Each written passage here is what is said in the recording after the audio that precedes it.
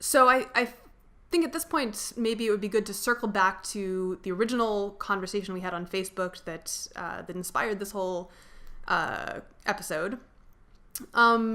Probably many of our listeners are aware that about a week ago, the Northeast Conference on Science and Skepticism, where I've attended and spoken for the last few years, rescinded their invitation to Richard Dawkins, who had been the keynote speaker at the conference, because he had tweeted a link to a video that it was a pretty crass satire video that was basically making the argument that feminist ideology is kind of equivalent or has a lot of parallels to Islamist ideology.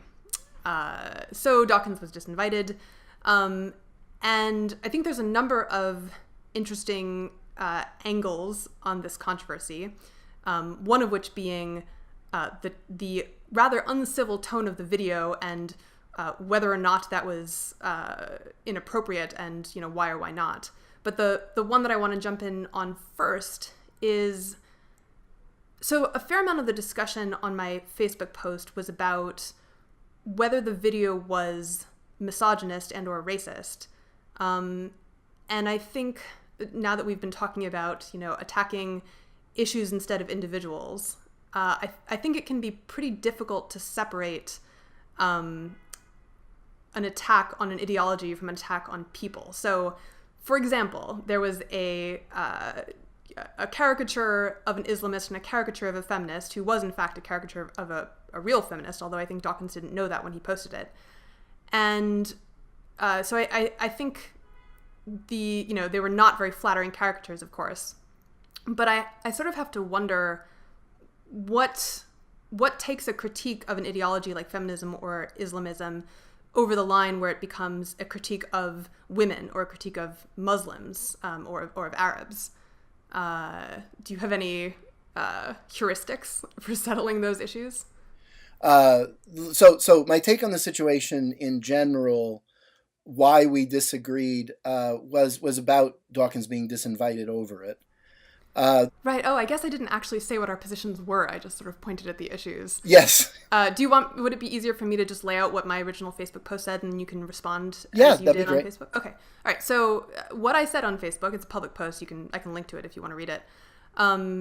Which I only mostly agree with now, not entirely. But what I said at the time is, I did not like the satirical video. I thought it was crass and immature and intellectually lazy, and I don't think Dawkins should have posted it. However, I still nevertheless disagree with the NECSS decision to disinvite Dawkins because of the video. And it's not because I think they were censoring his free speech or anything like that. I think, a conference has a perfect right to disinvite a speaker if they feel like he's not appropriate for the conference or for the audience. I objected because I felt like the sort of crassness and unfairness and intellectual laziness of the video was not really any different from the kind of crassness and intellectual laziness that I see in a lot of skeptic and atheist satires and even just blog posts aimed at, say, Christians or homeopaths, or even particular people within the skeptic or atheist community with whom the author disagrees. And so it seemed to me that disinviting Dawkins because the video he posted was crass and unproductive and immature, was kind of a double standard in that that same tone, that same level of discourse seems to be in practice considered fine unless it's directed at, say, feminism. I can talk about how my views have shifted a little bit since then, but maybe why don't you just jump in and say what you disagreed with in that, Dan? Yeah, so what I disagreed with was, so the first thing is that I do think it matters that Richard Dawkins is not just any speaker. I think that if you invite Matt and Trey from South Park, they represent, or the Charlie Hebdo guys, they are, honest, they're clear about what they are, right? Their credibility is as satirists. They're not as leaders of a movement. They're not as someone who's on the board of one of the most important and powerful secular organizations in the country. I think that the nature of Dawkins's power means that he's seen as the face of the entire movement. when he does things, it reflects on all of us, whether we like that or not. And I don't think it's rational for I don't think it's rational for Dawkins to ignore the laws of human psychology and say, oh, no, if I call it just my personal Twitter feed, then I'm not representing anybody else. I think that that's irresponsible about how he's actually representing everybody. And so because of that, I think that's different. Does that make sense? I think so, but just to ask a clarifying question, does that imply that if he had posted a video with the same sort of level of tone, but about a different target, say Christians or homeopaths, that it would still have been unacceptable because of his role in the movement, his prominence? Well, he said things about Muslims that have upset even many people in the movement, and that are ostensibly, like he's offended people by saying the Muslim world has no Nobel Prize winners in science, or very few. Like, he has upset other atheists even when he was attacking religion. But he didn't get disinvited from a conference for it, right? Yeah, I mean, I tend to see him getting disinvited here as sort of, look, it's a threshold issue, right? You allow people a certain number of, if we're going to call them mistakes, I think they're mistakes. You allow someone a certain number of mistakes because they're only human. At a certain point, there's no clear line, right? At a certain point, you say, okay, we're fed up, right? Now, I agree. To me, NECSS, maybe just shouldn't have invited him in the first place. It is weird to do it over one video, but it isn't just one video. It is that finally they took into account the whole history. Although I think it's possible I'm misinterpreting their position. I think that their position was not that his incivility in general, including towards Christians or Muslims, is that is the thing that has accumulated enough to cause us to disinvite him. I thought it was his incivility in critiquing feminism. It could be. I mean, well, so let me get to that prong of my argument. So that's a nice setup. So the next prong of my argument was, the other issue is that NECSS isn't trying to bring in homeopaths to their conference. It's not, and it's not trying to bring in pseudoscientists. It's not. It also doesn't represent the values of homeopaths, etc. Whereas I do think that I do think that the skeptic movement is, or should be, part of the humanist movement. And I do think it's fine for skeptic organizations to say humanist values include feminism, and that the kind of vitriol in the video was towards mainstream feminism. I mean, you can say that, oh no, it was about this, it's only about that segment of feminists who are apologists for Islam, even when Islam is harming women.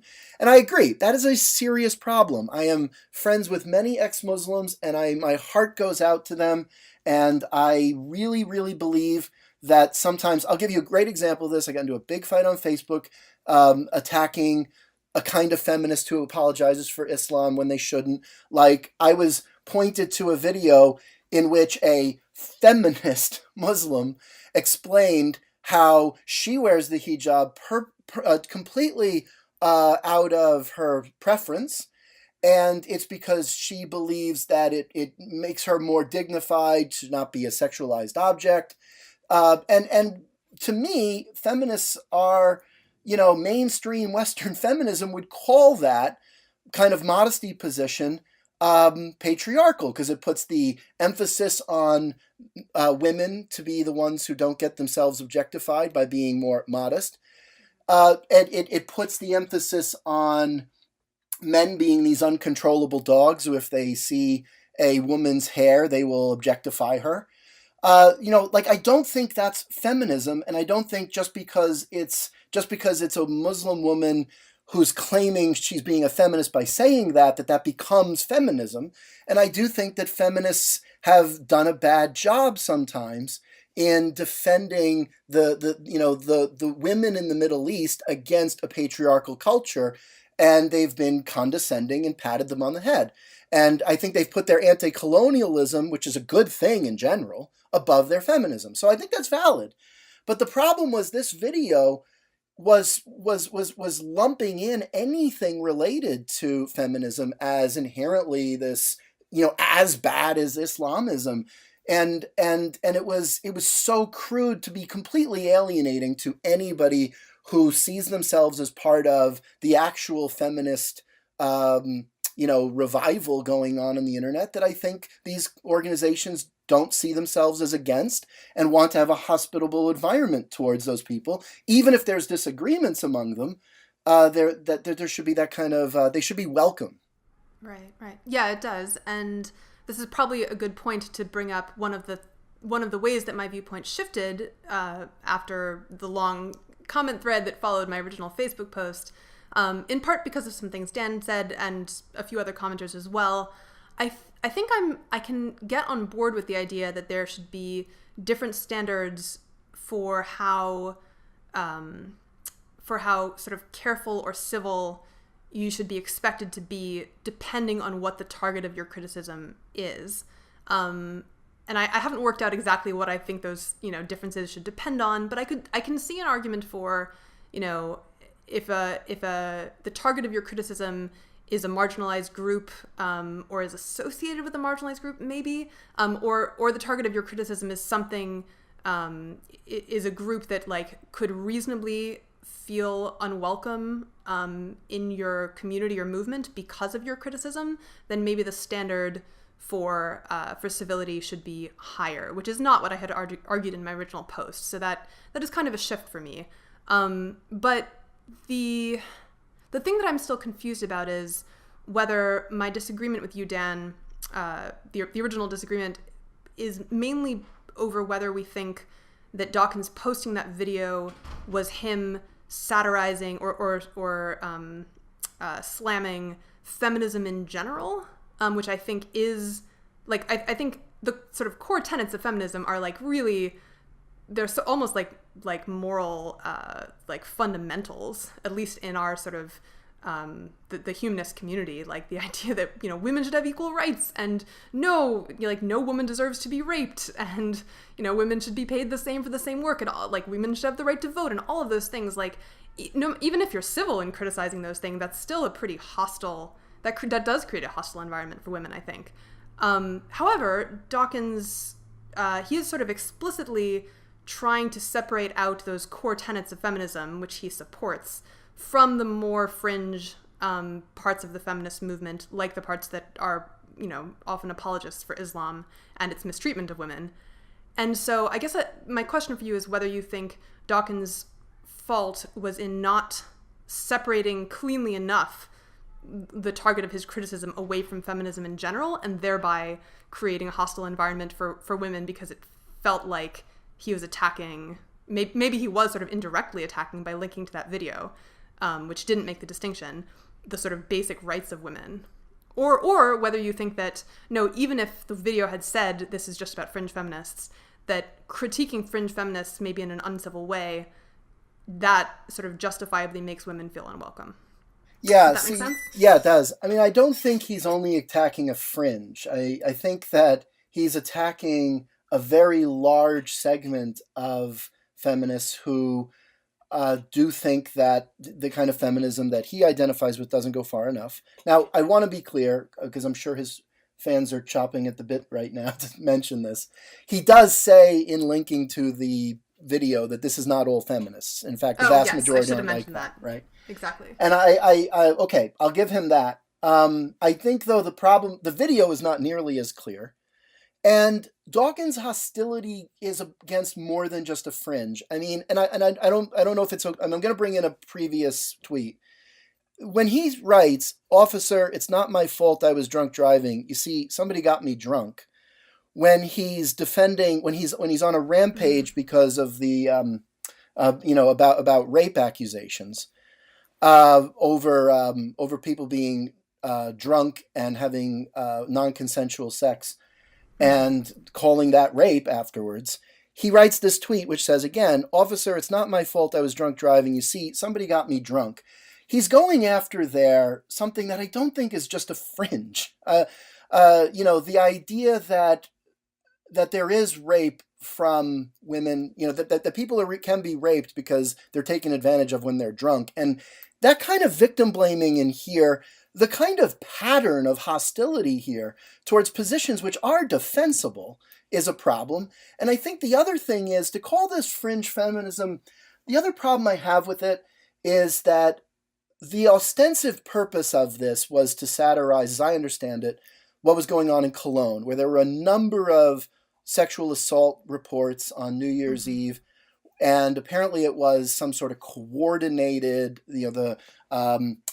thing by Middle Eastern, people from Muslim descent, Muslim countries' descent. And there was this huge thing in the media. Why aren't the feminists calling this out?